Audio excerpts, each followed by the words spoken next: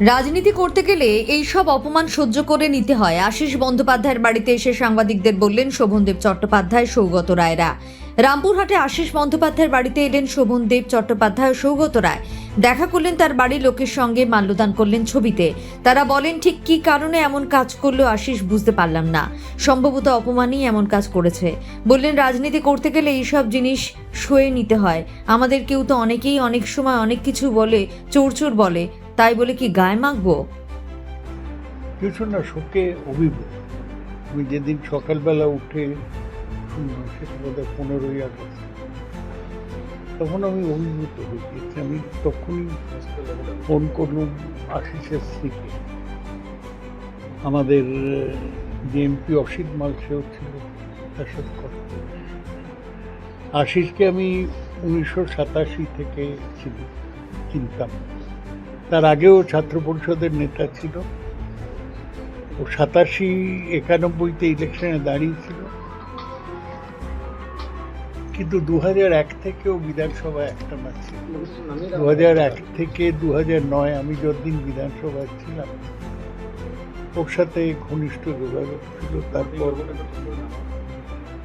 ও তো এমএলএ হলো, তারপর মমতা ব্যানার্জি ওকে কৃষিমন্ত্রী করেছিলেন, তারপর ডেপুটি স্পিকার হয়েছিলেন। ওর মতো ভালো মানুষ, সদাহাস্যময়, সজ্জন ব্যক্তি আমি রাজনীতির জীবনে খুব কম দেখেছি। আমি জানি না কি কারণে আশিস এই চরম পদক্ষেপ নিয়ে।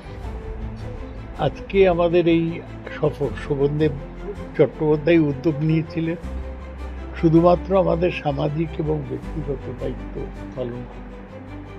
আমি এখানে কোনো রকম রাজনৈতিক মন্তব্য করতে চাই না।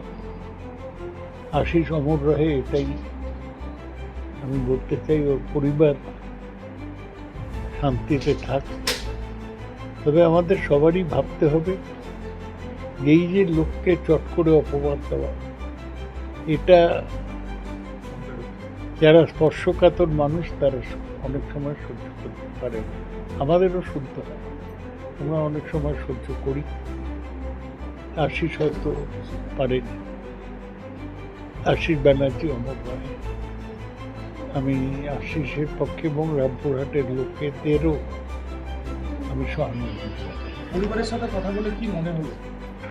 না, চাপ কি ছিল? ওরা শোক বিহ্বল। ওরা বুঝতে পারছে না যে কেন আশিস এই চূড়ান্ত পদক্ষেপ নিয়ে। যে লোকটা তার আগের রাত্রিরে রাত 12টা অবধি সবার সাথে গল্প করেছে, কথা বলেছে, তার মনে কিছু থাকতে পারে কিন্তু কোনো প্রকাশ পায়নি। শক্তিগড়ের ঘটনা পরবর্তী টিআরডি আমি এর মধ্যে আর যেতে চাই না। আমি অত ডিটেলসে জানিও না। সম্প্রতি আপনার সঙ্গে এরকম ঘটনা ঘটেছে, কি বলবেন? না, আমার তো ঘটলেও আমি টিআরডিএ নিয়ে যে ঘটনাটা, তাতে ওর কোনো জায়গায় কোনো ইনভলভমেন্ট ছিল না। আশিসের টিআরডিএ নিয়ে যে সমস্ত কথাগুলো বলা হচ্ছে, এটা পরিকল্পিতভাবে বলা হচ্ছে। একটা ছেলেকে মেলাইন করার জন্য বলা হচ্ছে, যাতে করে সে রাজনীতি থেকে সম্পূর্ণ দূরে সরে যায়। কিন্তু একবারে পৃথিবী থেকে সরে যাবে, এটা আমরা কেউ স্বপ্নেও ভাবতে পারছি না। আশিসের মধ্যে এরকম মানে মৃদুভাষী, দারুণ ভালো ব্যবহার মানুষের সঙ্গে। আমরা দীর্ঘদিন ওর সঙ্গে আমি আছি, একসঙ্গে কাজ করেছি। আমি বিধানসভাতে মন্ত্রী ছিল, কৃষিমন্ত্রী ছিল, ডেপুটি স্পিকার ছিল। অতি ভদ্র মানুষ হিসেবেই ওর পরিচয় আমাদের কাছে, সকলের কাছে। সেই মানুষটা এরকমভাবে মানসিকভাবে বিপর্যস্ত হয়ে গেল, হয়ে গিয়ে আত্মহত্যা করতে বাধ্য হলো, এটাকে আমাদের মেনে নিতে পারছি না। রাজনৈতিক চাপ কি ছিল? রাজনৈতিক চাপ কি ছিল? এই যে রাজনৈতিক চাপ ছিল কি না ছিল, কিন্তু একটা তো ওর বিরুদ্ধে একটা কনস্পিরেসিতে চলছিল যে ওকে কি করে মানে কালো করে দেওয়া যায়, শরীরটাকে নোংরা করে দেওয়া যায়। ও নোংরা ছিল না। পরিবার কি আপনাদেরকে কোনো অভিযোগ আমাদের কাছে কোনো অভিযোগ যেটা যেটা যেটা আজকে চিঠিতে বারবার দুর্নীতির কথা লিখেছেন যে আমার দুর্নীতির সঙ্গে কোনোভাবেই জড়িত না, কিন্তু সেই দুর্নীতিটাকেই সামনে আনা হয়েছিল। আমরা যারা এতদিন ওর সঙ্গী, কিছু তো চিনতে পারতাম। আশিসকে আমরা দুর্নীতিগ্রস্ত বলে এতটুকু বিশ্বাস করি না, এতটুকু বিশ্বাস করি না। যে যা পারে বলছে, সে নিয়ে আমার কিছু বলার নেই, কারোর তো মুখ আটকে দিতে পারবো না।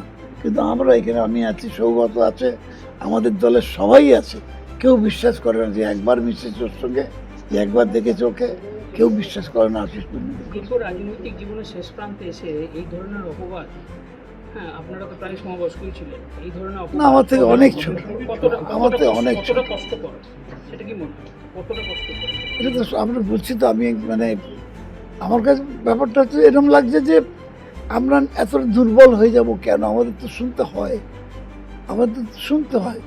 রাস্তা দিয়ে যাচ্ছি, ধরো চোর চোর চোর বললো, আমাদের জীবনে কখনো কেউ চোর বলেনি, এখন বলছে, কখনো কখনো তো কেউ কেউ বলছে।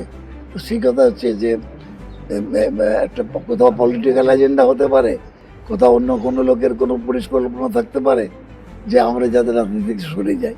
তো রাজনীতি সেইভাবে একজনকে তো সরিয়ে দিতে পারলো। উনি একটা কথা রাজনীতি সম্বন্ধে তিতিক্ষা নিয়ে কথা বলে গেছেন।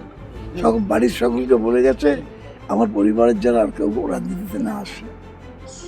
শোভনদার একটা বিষয়, সেটা হচ্ছে টিআরডিএ নিয়ে, দুর্নীতি নিয়ে এখনো পর্যন্ত রিটিন কোনো কমপ্লেন নেই, অথচ বিভিন্ন মাধ্যমে তো এটা তো পরিকল্পনা মাফিক হচ্ছে, তার মানে এটা তো পরিকল্পনা মাফিক হচ্ছে, কোনো কমপ্লেন নাই, অথচ তার নয় বলা হচ্ছে। এটা সে কেউ চাইছিল যে আশিস রাজনীতি থেকে সরে যাক, একদমই সরে যাক। তো রাজনীতিতেও পড়তো খুব ভদ্রভাবেই রাজনীতি করা, অধ্যাপক মানুষ, শিক্ষা জগতের লোক, তার সম্পর্কে কোনোদিন কোনো কমপ্লেন পাইনি। তাকে আর মেলাইন করার চেষ্টা হলো, কালিমালিপ্ত করার চেষ্টা হলো। পরিবার আর একটা অভিযোগ করছিল যে দলের একটা অংশ বিভিন্ন সমাজ মাধ্যমে তাকে বিভক্তি করছিল। এ তো করতেই পারে ভাই, রাজনীতি যারা করি আমরা, আমাদের দলের কিছু লোক যদি অপছন্দ করে, করতেই পারে। এটাকে সহ্য করতে হবে। এই এতক্ষণ বলে এলাম বাড়িতে সবাইকে এই কথাই আমরা, যে আপনাদের নামে যে যা বলুক কোনোটাকেই পাত্তা দেবেন না, দয়া করে মনের মধ্যে নেবেন না এটা। তাহলে এরকম একটা দুঃখজনক ঘটনা ঘটে গেল। শোভনদা মমতা দিয়ে আসবেন নাকি? ওরা একটু শরীরটা খারাপ যাচ্ছে।